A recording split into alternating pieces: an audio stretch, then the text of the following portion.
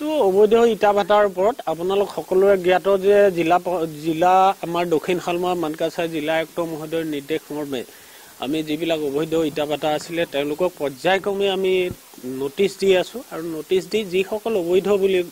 গম পোৱা গৈছে বিশেষকৈ যিবিলাক ৰেচিডেন্সিয়েল এৰিয়াত থকা খাসমাটিত থকা কোনোবা শিক্ষা প্ৰতিষ্ঠানৰ কাষত থকা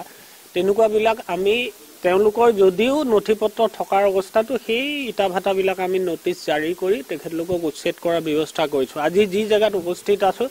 আপোনালোকে দেখিছে যে তাৰ পৰা এটা অংগনবাদী চেণ্টাৰ আৰু এখন স্কুলৰ দূৰত্ব অতি কম। গতিকে এইটো কোনো কাৰণত জিলা প্ৰশাসনে এনেকুৱা ইটা ভাটাক কোনো কাৰণত বৈধ বুলি ধৰিব নোৱাৰে আৰু সেইবাবে আজি এই ইটা ভাটাটো আপোনালোকৰ সন্মুখত আমি উচ্ছেদৰ কাৰ্যসূচী চলাইছো। আৰু ইয়াৰ আগতো আন এটা ইটা ভাটাও একেটা অঞ্চলৰ আমি দেখা পালো যে ৰেচিডেন্সিয়েল এৰিয়াত আছে সেইটো আমি ইতিমধ্যে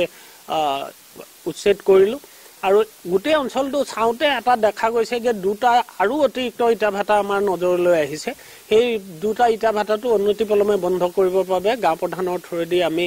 জাননী জাৰি কৰিছো আৰু কিবা কাৰণত যদি সকলে পুনৰবাৰ তেনেকুৱা অবৈধ ইটা ভাটা গঢ়ি তোলে তেতিয়াহ'লে ইয়াৰ পিছৰ ষ্টেপটো আমি এনেকৈ ৰাখিম যে যিবিলাক সংশ্লিষ্ট থানা আছে থানাৰ ওচিলৈ এটা নিৰ্দেশ জাৰি কৰা যাব যে আইনগতভাৱে সেই সকল যি মালিক থাকে অবৈধ ইটা ভাটাৰ তেখেতলোকৰ ওপৰত আইনগত ব্যৱস্থা গ্ৰহণ কৰা হ'ব আৰু লগতে সকলো ইটা কেঁচা ইটা পকা ইটা যিমান আছে সকলো কেঁচা পকা ইটা আমি প্ৰশাসনৰ তৰফৰ পৰা জব্দ কৰাৰ ব্যৱস্থা কৰিম। আমি সৰ্বমুঠ আজিৰ দিনটোলৈকে আমি 7টা ইটা ভাটা উচ্ছেদ কৰিলো আৰু 23টা ইটা ভাটা আমি বন্ধ কৰিলো নোটিছ দি আৰু আনাদাৰ 10টা ইটা ভাটা আমি কালাপানী আউটপোষ্ট আৰু মানকাছাৰ থানা এই দুইখন থানাৰ জৰিয়তে আমি অন্য 10টা ইটা ভাটা বন্ধ কৰালো আৰু পৰ্যায়ক্ৰমে দেখা গৈছে যে এতিয়ালৈকে প্ৰায় 50টাৰো অধিক ইটা ভাটা আমি বন্ধ কৰি দিছো আৰু চলি থাকিব যেতিয়ালৈকে অবৈধ ইটা ভাটা আছে বুলি গম পোৱা যায় তেওঁলোকে অবৈধভাৱে তেনেকুৱা চলাই আছে। এই সকলো ইটা ভাটাৰ ওপৰত এই অভিযান কেতিয়াও বন্ধ নহয় যেতিয়ালৈকে সমূহ অবৈধ ইটা ভাটা আমি আমাৰ জিলা প্ৰশাসনৰ তৰফৰ পৰা উচ্ছেদ কৰিব নোৱাৰো। যিসকল মধ্যভোগীয়ে জিলা প্ৰশাসনৰ অজ্ঞাতে আৰু সাধাৰণ ৰাইজক বিপথে পৰিচালিত কৰি তেখেতলোকে যদি এনেকুৱা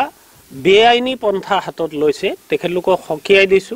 আৰু যদি তেখেতলোকে এই পন্থা বন্ধ নকৰে তেখেতলোকৰ ওপৰত আইনগত আৰু পুলিচ ব্যৱস্থা গ্ৰহণ কৰিবৰ বাবে আমি যি পুলিচ প্ৰশাসন আছে পুলিচ প্ৰশাসনক জনাম আৰু সৰ্বসাধাৰণ ৰাইজলৈ অনুৰোধ জনাম এনেকুৱা মধ্যভোগীক প্ৰশ্ৰয় নিদিব কাৰণ কোনো কাৰণত জিলা প্ৰশাসনৰ তৰফৰ পৰা কোনো ইটা ভাটাৰ পৰা কোনো ধন দাবী কৰা হোৱা নাই। তেওঁলোকক বৈধ ইটা ভাটাৰ বাবদ যিটো আমাৰ গভৰ্ণমেণ্টৰ টেক্স মই আগতেও কৈছো 0029 যোনটো আমাৰ হেড আছে হেডতহে জমা দিবৰ বাবে কোৱা হৈছে তেওঁলোকক কোনো নগদ ধনৰ কথা জিলা প্ৰশাসনৰ তৰফৰ পৰা কোৱা হোৱা নাই। গতিকে তেওঁলোকে নগদ ধন জমা দিব বিচাৰিলে তেজাৰী থ্ৰুৱেদি জমা দিয়ক আৰু আমাৰ ওচৰত তেজাৰী জমা দিয়া চালানৰ কপি জমা দিয়ক। কোনো মধ্যভোগীক যাতে ভৱিষ্যতে প্ৰশ্ৰয় নিদিয়ে আৰু তেনে মধ্যভোগীৰ যদি কোনো তথ্য আছে তেওঁলোকে আমাক দিয়ক তেখেতলোকৰ ওপৰত আইনগত ব্যৱস্থা গ্ৰহণ কৰা হ'ব।